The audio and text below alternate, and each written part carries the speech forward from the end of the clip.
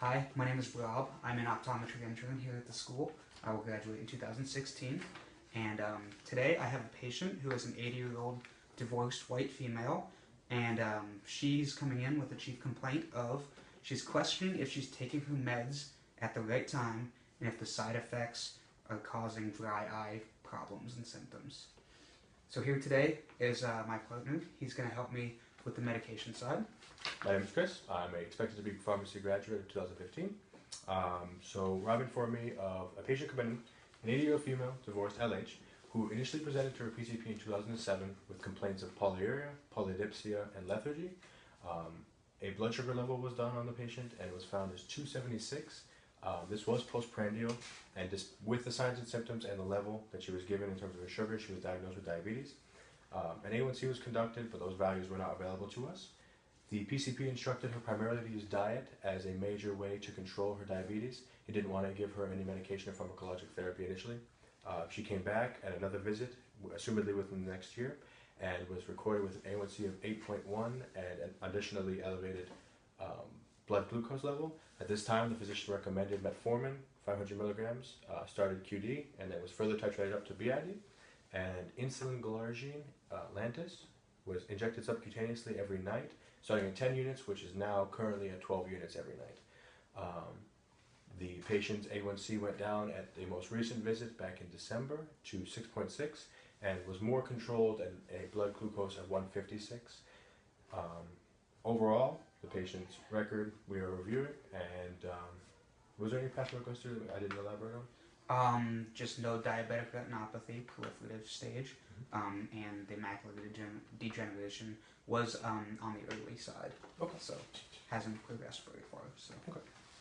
So past medical history. So she chronologically she was diagnosed with diabetes type 2 in 2007, hyperlipidemia in 2010, hypertension last year, and acid reflux and arthritis last year.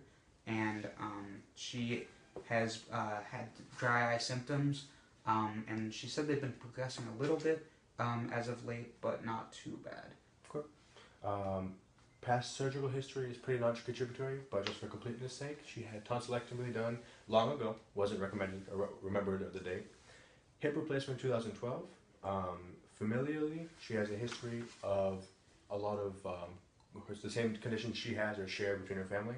Her father had a myocardial infarction, hyperlipidemia, hypertension, and cancer. The location of the cancer was not specified. Her brother has hypertension, diabetes mellitus type 2, signs of non-proliferative diabetic neuropathy, and hyperlipidemia. Sister is diagnosed with hypertension only. Socially? Socially, she is divorced, retired. She lives alone with she has 2 children and 4 grandchildren.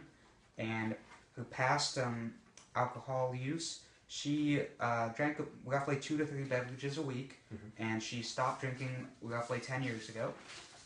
She was a past smoker, so she did half pack a day for 5 years, ending in 2002. So she hasn't smoked since 2002, which is good. She enjoys doing outside activities, but admits to having a slightly sedentary lifestyle, and we would, again, like to push exercise and physical activity for this patient. Very proud of the patient for quitting smoking. Allergies. Patient reported allergy to amlodipine, Norvasc.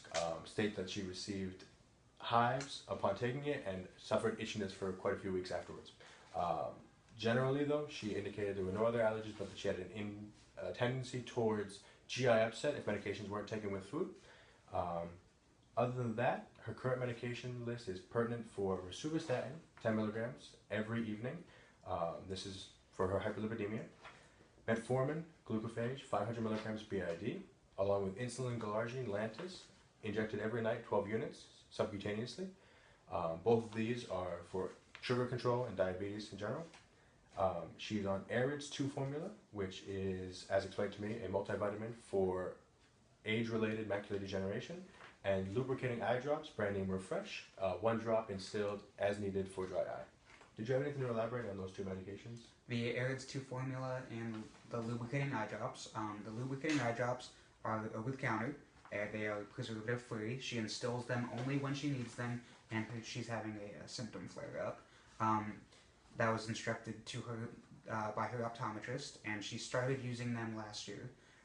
The AREDS 2 formula is a relatively new formula, and in the AREDS 2 formula, they replaced beta carotene with lutein and zeaxanthin, and the replacement of beta carotene has been shown to lower the risk of lung cancer. She had a physical done in December of 2013, which was just showed how healthy she is overall. Vital signs were pretty good. Nothing that was contributory or out of whack except for her blood pressure. Her blood pressure was at 142/96, which, considering her age, is only slightly elevated. Height and weight, she is reported at 61 inches, approximately 74 kilograms. This puts her at a BMI of about 30.4, which is quite high, and we do want to talk to her about that and discuss it further. Review of symptoms, generally, constitutionally, very healthy. Infrequent lethargy. Otherwise, as noted before, she does complain in general of acid reflux and osteoarthritis in the distal fingers. Other than that, laboratory values were reported pretty non-contributory. In the last annual physical exam that she had with her physician, the A1C was 6.6, moderately high, not considered controlled in terms of her diabetes, but could be better, could be more healthy. Fasting blood sugar was done at 156. Again, slightly elevated, a little bit more control, and would be exceptionally in place for her diabetes. For this patient, subjectively, our findings that she reported a history of diabetes. June 2007, she reported lethargy, polyuria, polydipsia, which are early signs of diabetes. She was a previous smoker and had a minimal drinking history, and both the smoking and drinking have been stopped with more than 10 years ago. Patient also reports dry skin and slightly sedentary lifestyle. Objectively, her A1C at her last visit was 6.6. In the past, it had been more elevated. The blood sugar last visit was 156, which was much better than her initial blood sugar when she was diagnosed at 276. She is slightly obese with a BMI of 30.4, and again, the patient was roughly 5'1", 160 pounds. She has comorbid hyperlipidemia and hypertension, and no signs of skin hyperpigmentation, macular edema, hemes, neovascularization, microaneurysms, proteinuria, and neuropathy. Overall, the assessment that we've come to is that she's a very healthy 80-year-old divorced female with, again, these disease states: diabetes, hypertension, hyperlipidemia, dry eye, and macular degeneration related to her age. Overall, the assessment based on each of her disease states, she's quite healthy. The A1C is much more controlled than it was in the past. The blood sugar was much more controlled than it was in the past. She reports no complications of diabetes, which is our major focus here today, along with her eyes. And because of that, it's fair to say the treatment is going according to plan. Her chief complaint that we mentioned earlier was the adherence issue, and was her concerns that she wasn't taking the medications appropriately, or that they were contributing to her dry eye. Patient has no history of hypoglycemia related to metformin or insulin therapy. Patient complains of no diarrhea, which is appropriate ADR to watch for when taking metformin. She has no history of diabetic ketoacidosis or ketoacidosis related to the metformin therapy, which is indicative of both good medication coverage and no severe ADRs related to her metformin. The length of her diabetes was 7 years, which I believe we discussed earlier designates a stronger correlation than A1C alone. I didn't understand that exactly. So diabetes is a disease, and the longer you have it, the more retinopathy we tend to see in our clinics.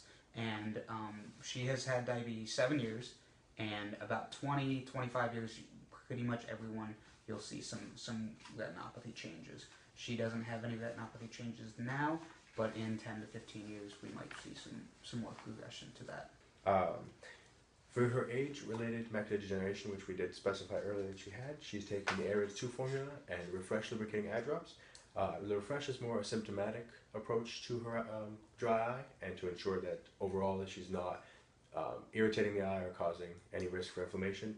And the ARIDS formula, which is a multivitamin, has been shown to reduce the progression of her age-related macular degeneration. So the plan for the patient, we would like to get the A1C as low as we can. Below 6 would be ideal, and the fasting blood glucose between 70 and 130. Last visit was 6.6 and 156 respectively, and we'd like to see those in those ranges. We'd like to minimize the risk of the diabetic complications by getting those A1Cs low and fasting blood glucose is low.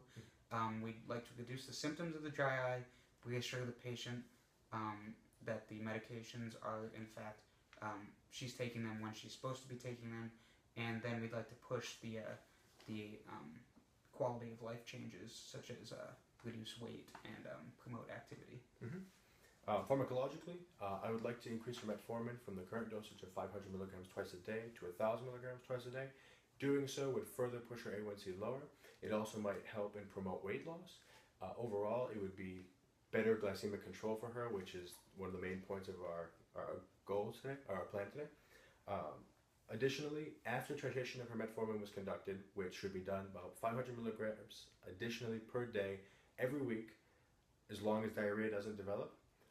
After that is complete, after the titration is completed, we should increase her insulin glargine dose by 2 units if her fasting blood glucose level was not between that 70 to 130 range. A 100 being an optimal value. And once that is achieved, she should be overall healthy in terms of the diabetes and the sugar levels. In terms of the insulin addition, we want to watch out for hypoglycemia. And in terms of the metformin, we're really watching for that diabetes. And if she has any signs of diabetic ketoacidosis, such as lethargy, rapid onset, acetone-like breath, fruity breath, or a muscle pain, muscle weakness, anything like that, she should report to her doctor immediately. So, additionally, we would also consider putting the patient on cyclosporin if the dry eye remains problematic. Cyclosporin takes roughly 6 months for the pharmacological effects to take place. So we would continue her on the over-the-counter lubricating drops for the time being. As far as the non-pharmacological plan, we would like to promote exercise, i.e. yoga, tai chi, gardening, just getting out and being more active, as well as changes to the diet. And finally, vaccinations are an important thing to double check on. When we interviewed the patient, she did not know whether or not she had received the herpes zoster vaccine, which is related to shingles, or the pneumococcal vaccine, which is related to pneumonia. Considering her age and her risk factors that she has, it might be beneficial to promote these. She did claim that she had chickenpox in the past, meaning that she is at risk for herpes zoster, and I would like to push those further. The end result, although they're not critically important, is her A1C or the FBG. They are going to be the best ways that we can show efficacy of the treatment. Otherwise, her quality of life, her signs and symptoms of diabetes, and of her general health are going to be subjective signs that we can utilize to ensure that therapy is appropriately done. Toxicity, as mentioned before, with the insulin and metformin therapy, watch out for hypoglycemia. Hypoglycemia will manifest as sweating, nausea, vomiting, dizziness, generally feeling lightheaded, CNS depression. Any of those symptoms the patient should be educated on, and to be assured that if they present, she should take some sort of sugar snack, like a candy or two, just until she starts feeling better from the sugar. In terms of follow-up, she should continue to get her eyes examined every 6 months. She should be examined for diabetic neuropathy by microfilament tests of the feet by her physician approximately every 6 months. She should have her skin checked frequently when she gets the physicals done to ensure no hyperpigmentation occurs. Nephropathy tests, screening, blood tests, lab values should be conducted every 6 months to ensure no damage to the kidneys has been sustained, especially with her recent hypertension diagnosis. Report all noticeable signs and symptoms to a physician, and in terms of her eye, ensure that any sudden vision changes in acuity, depth, clearness, anything like that is reported to her physician. Overall, patient education value that we need really to push is watch out for signs of hypoglycemia, push those leafy greens, push the diet, push the exercise, and refrain from the smoking and alcohol, which she quit some odd years ago, which very good sign. And just keep up with her medications, and she should be happy. Yes, sir. For some time to come. Thank you, sir. Thank you. Have a great day. You too.